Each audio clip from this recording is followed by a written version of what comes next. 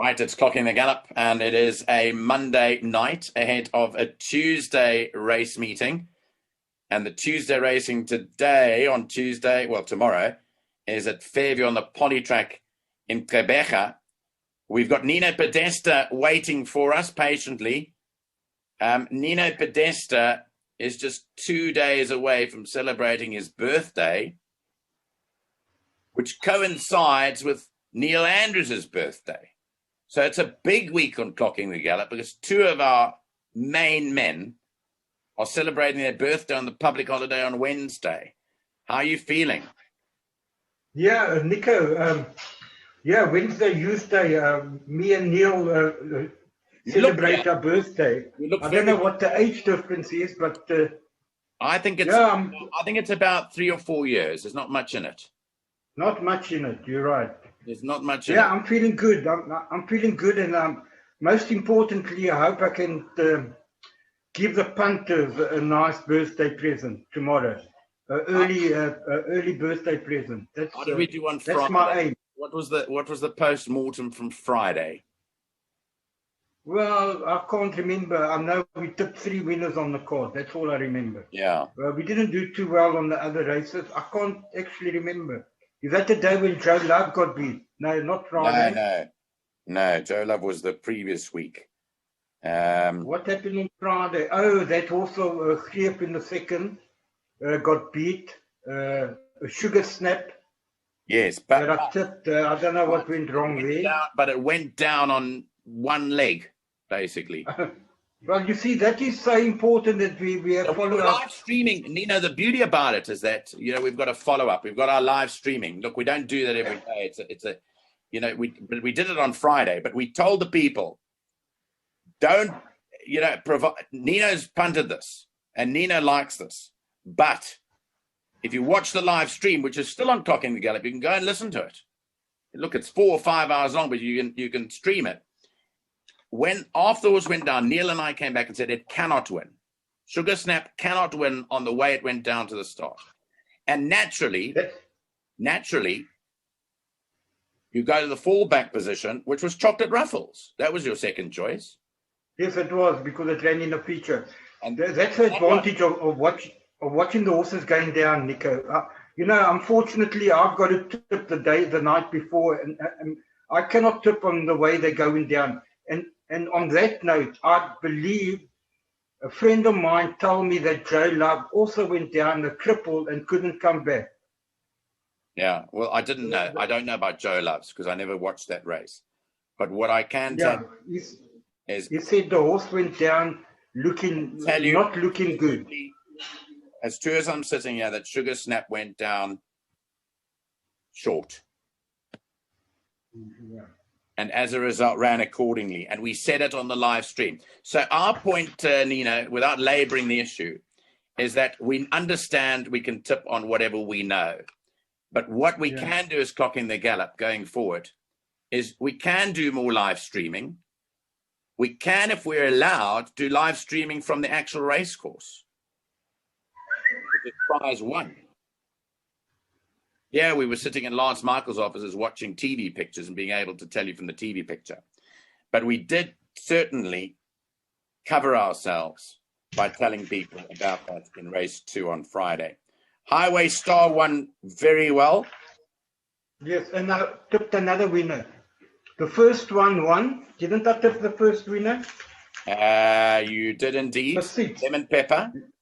I think I tipped the whole quartet in the first race. And Bling King creamed them by 3.5 lengths, and you said that was the office. Yeah.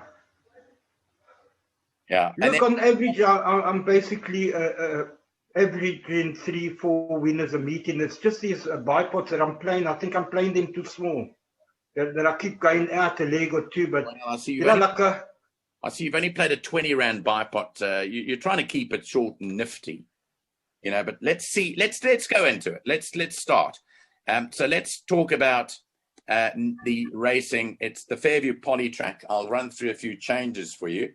So here are Nino's selections. I hope you can see the slide. And again, apologies for Friday because apparently our slide wasn't showing, Nino. We had issues. I think it might have been my computer, but I only saw it afterwards.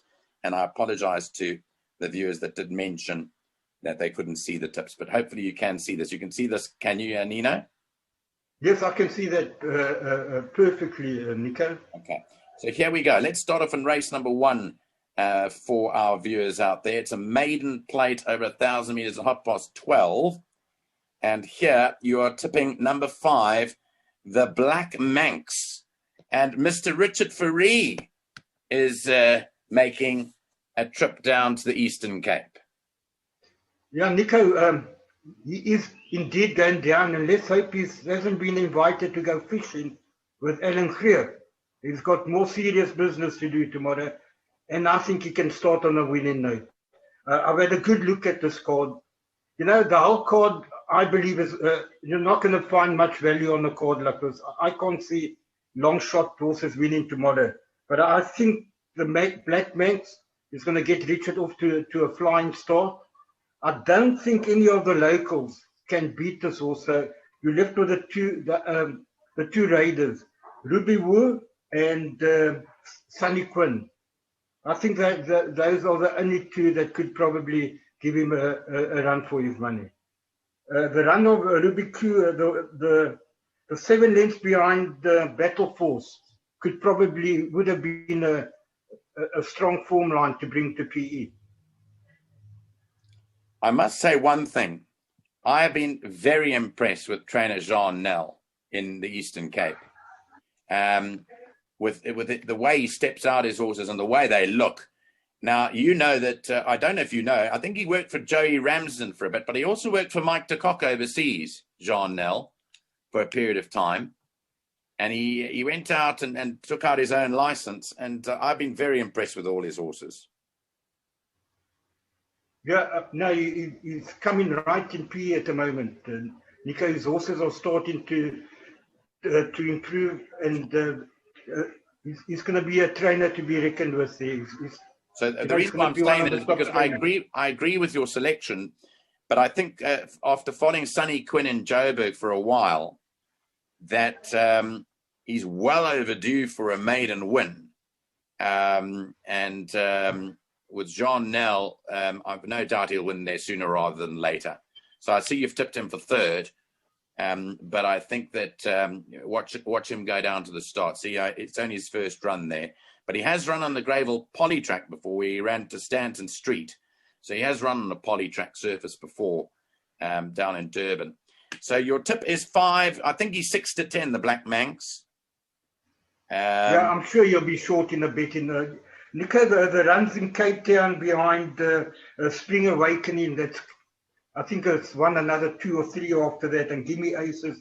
And I think he bumped a very good first timer last time out in the form of Alpha Lack.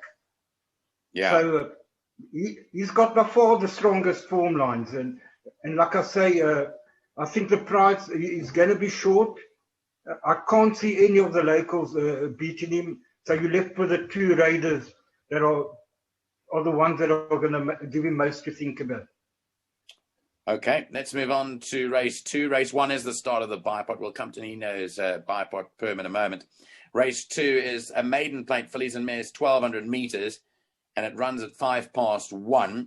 And here, oh my word, is Joe Loves again. Well, Nico, there was excuses. I don't know. It's either Joe Loves or people must load up this race. I'm prepared to give it another chance. I believe there was excuses last. It says a coughed post race, so it has excuses coughed post race, and obviously someone said to you that it went down short. Yeah, it did. So what do?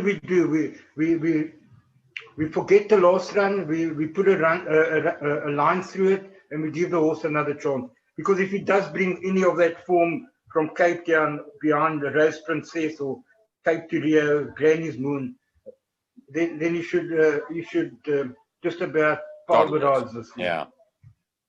You've tipped an ex-Joburg horse for 2nd. Sea Island is also with Gavin Smith now.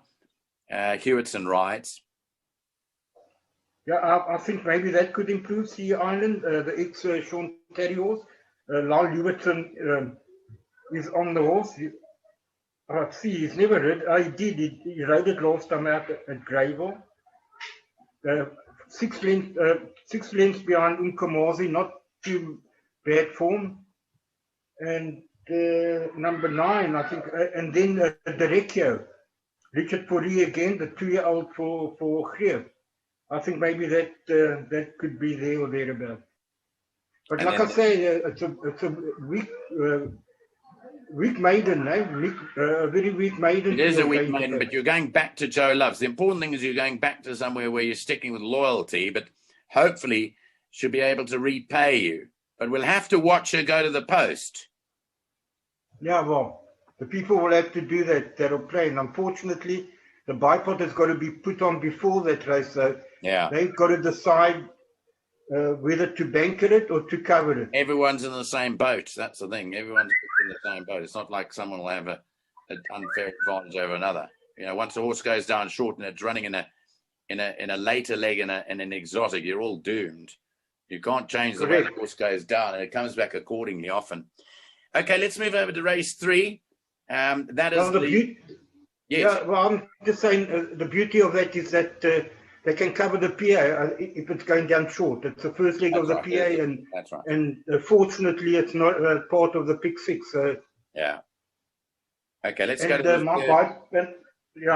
let's go to race 3. Only been 20 rand, they can load up that leg. Interesting. I'm looking at all your selections. You've tipped 6 out of the 8 races, saddlecloth 1 to win tomorrow. Yeah, can you believe it? So that's interesting. Okay, the third race, maiden over 1,300 meters. And here you're going once again. Richard Fourie rides for the Zietsman Oosthuizen yard. He's been a bit quiet, Zietsman, in the last few meetings. But you've tipped him here with Al Qasim, number 1. Yeah, Nico, I don't make this a good thing.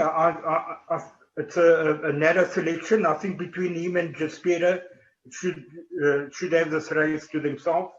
But he ran in front of Jaspera behind Silver Celebrity. And the last run on the turf, I'll put a line through that. I think the 1,400 was too far. And he's got very good form on the poly before that. And with Richard Fourie up, I think between him and number 3, I do believe that that the winner will come from one of those two. Again, a very, very weak maiden race. Okay, 1 from 3. Third, you're going from Mchlabeni, who's having his first start on the poly track. Yeah, and fourth, I would go for number 4.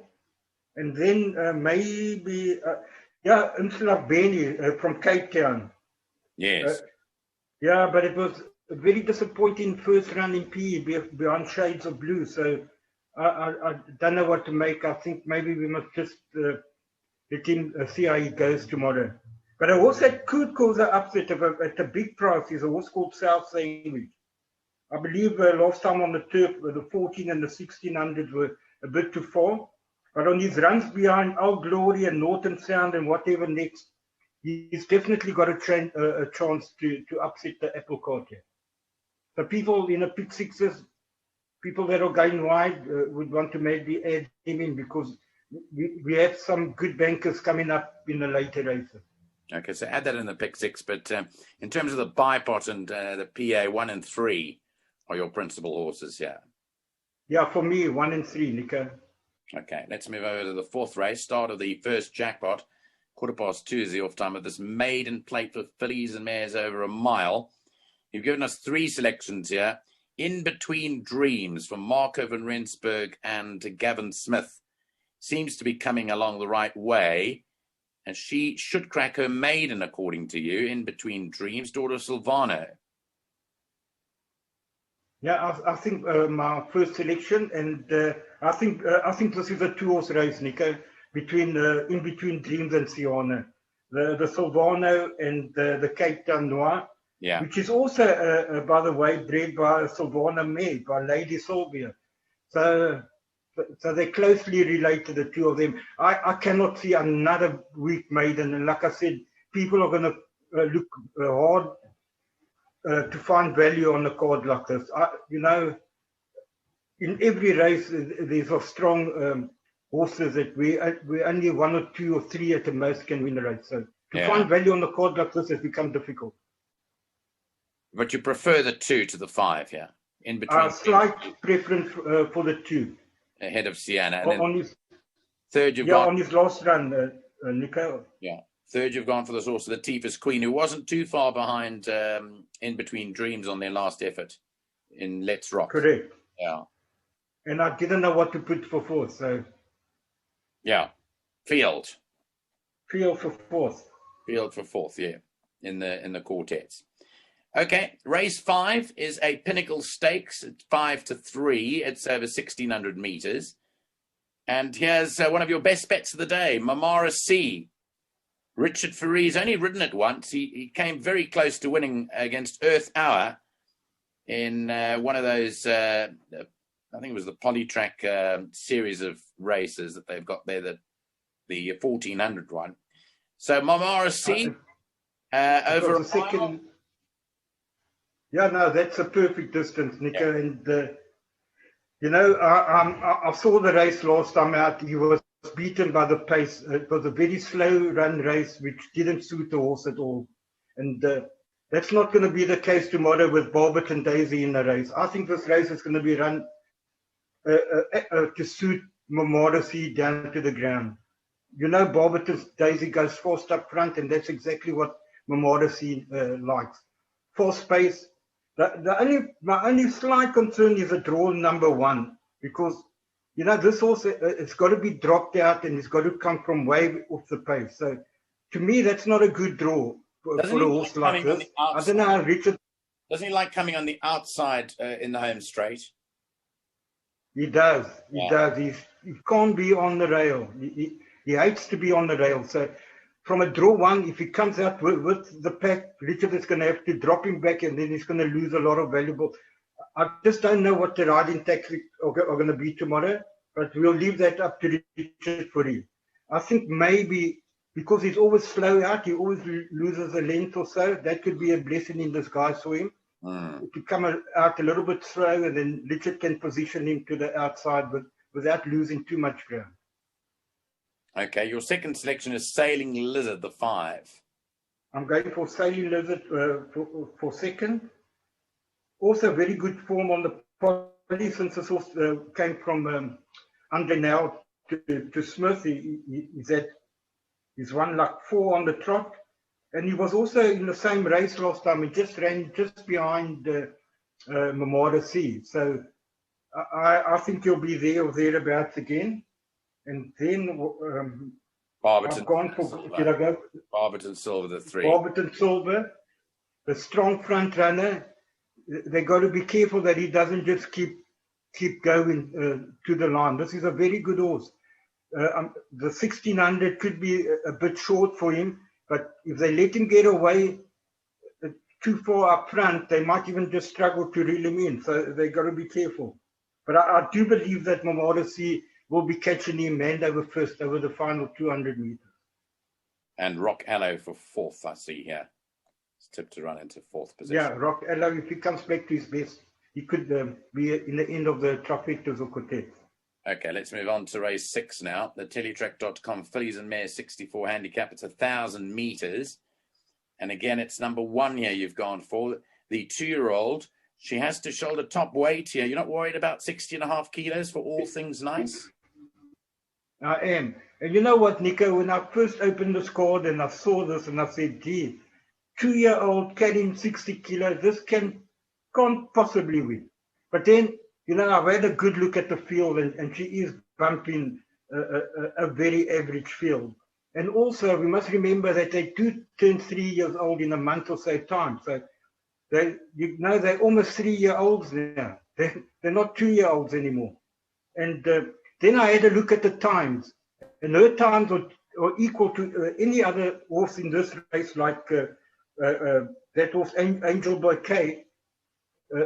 That there's nothing in the times, and I wouldn't know what to tip. This will make a hard race, and I would suggest people to load up. I've gone with a 2-year-old. She did win on the poly, and she ran behind a very good horse last time in sound check. And by the way, we've been seeing 2-year-olds winning in PE in open company. So it's not like it's an impossible task. I am worried about the weight, but she is meeting a very average field. Well, you do know that didn't Angel Bouquet win in its most recent They did win. Yeah. They did win. But I don't know how much she's going up in the weights or if she will I'll run tell you tomorrow. now, I'm just having a look at the changes. I just wanted to quickly update you with regard to that. Angel Bouquet, new merit rating is 65, new mass 60.5. Yeah, she must go up 1.5 kilos in. Yeah, so she goes to 60.5. She goes up to exactly the same weight as All Things Nice. Yeah, but she won last Friday. Yeah, but she's a 3-time winner, and All Things Nice is just a maiden winner, Correct. you know. Correct. So, by the way, number 8 Cider is scratched here in race 6. Number 8. I know Cider is scratched, and even though I tipped. And earlier on, sorry, Nino, earlier on in race 3, number 5 Stone of Destiny is a scratching. Yeah, I know that. I saw that. That also ran on Friday. Yeah. And it ran a shocker. Yeah. I was saying, even though I tipped All Things Nice to win, I think I've got a value bet in the same race in the form of Elusive Diva. I think that horse at 12, 14 to 1 will make the contestant trifectas pay. Okay, so that is Elusive Diva is Nino's value bet. It's number 2, and it's 14 to 1 in race 6. He's tipped that as a value bet for the day when we come to those value bets. So his selection is 1, 5, 2, 3, but I know it's the last leg of the bipod, and you've loaded up. You put 5 horses in the last leg of the bipod. Yeah. Yeah. Yes, I did. Okay, so we'll come to that in a moment. Let's move over to race 7. Let's go to race 7 now, and that is a Pinnacle Stakes, 1,000 meters. Again, every race on the poly track is around the turn, so this is no exception. And here, Viking Moon and Richard Ferree get the nod. 62 kilos. Yes, they do. Well, she's beaten the field before. She's beaten What the Winter at the same weight. She's actually, if you look at the run, when she beat What the Winter, carrying 60, and What the Winter carried 53. Yes. Yes. She's now 5. She goes up 2, I think, and What the Winter goes up 5. 5. So it's 3. So she's 3 kilos better off over course and distance, and she beat it by 2.25 lengths. Yeah. Am I right? Yeah. And then she's already beaten Wolfgang at the exact same weight. 9 to 10 Viking Moon. 9 to 10. Nico, this is definitely the horse to beat. This is the class horse. I'm bankering that in my pick 6. In actual fact, I'm bankering the last 2 saddle class number 1. Just before you've took Wolfgang for second. Won by 7 lengths last time. Yeah, he did. He won by 7 lengths, but he didn't beat a strong field as this, Nico. So, and I believe he's better over the 12 than he is over the 1,000. But he shouldn't have the beating of Viking Moon either. I mean, he ran 3/4 of a length back, same weight. 12th of March, he's the same weight. Got to within Exactly 3/4 of a length. So, yeah. Viking Moon to beat the 5 Wolfgang, 3rd the 4 What a Winner, 4th 6 La Bella Mia. Takes us to the last race of the day, which is a merit rated 80 handicap over 1,300 meters. And here's your second best bet.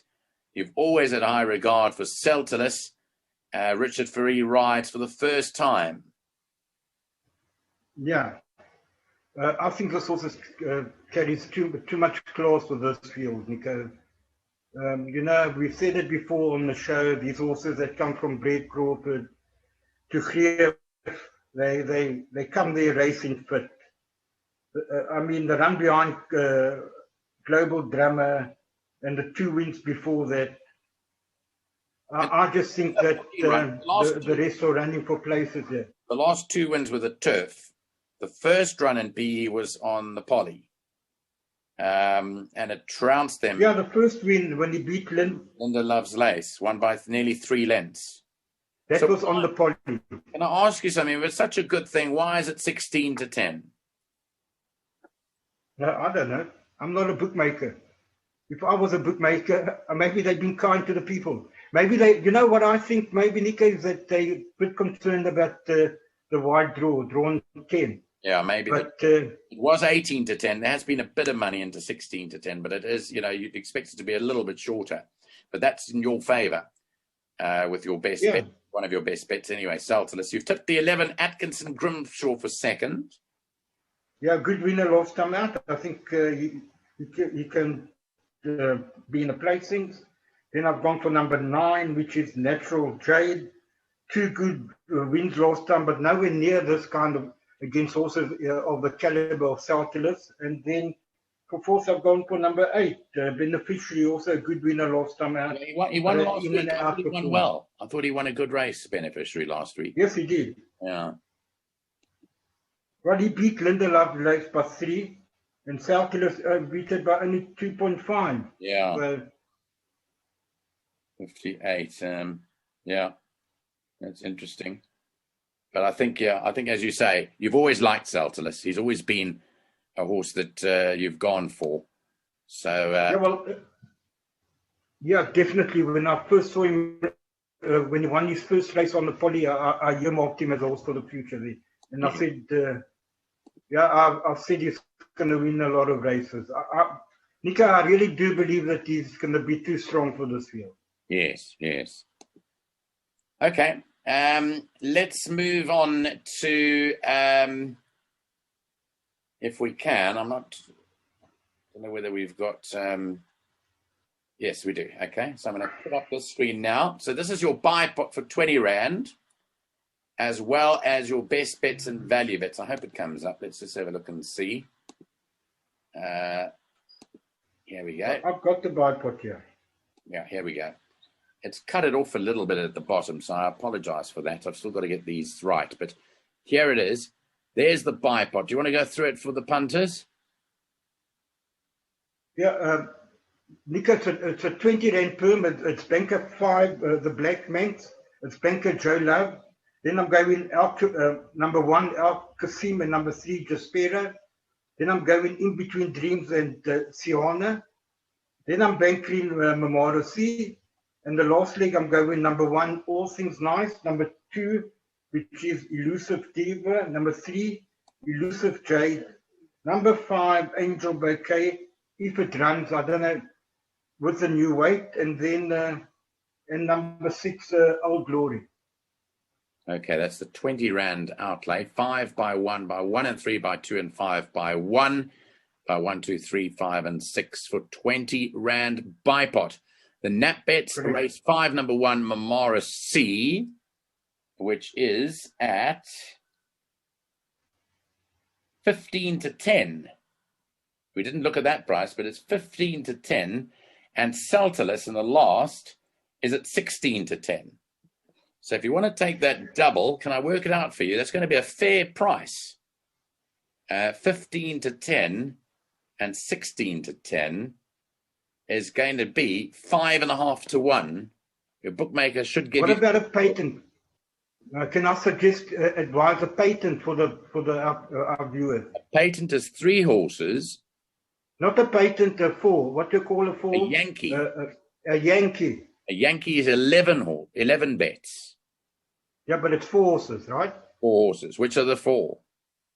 The Black Manx, Viking Moon, Momodasi, and Saltilus. Okay. Viking Moon, the Black Manx, Momorasi, and Saltilus for an 11 Rand Yankee. And your value bets, unfortunately, it's cut off at the bottom here, but I think you can make head or tail of it. I'll get this right sometime or other. Value bet, race 6, number 2, Elusive Diva. And that is at 14 to 1 each way. Yeah, I think it's the last horse in the betting. She loves 1,000 on the poly, and I think she can be a nice value bet in that race, and certainly will make the trifectas and quartets pay a little bit. Great chatting to you. And I hope she runs second with another outsider for our buy pot, and then we can get a nice payout. Just in time for the big day on Wednesday. Yeah. What are you doing? What have you got planned? Well, with this infection, yeah, Nico, we don't have anything planned. I think we'll just spend the day at home.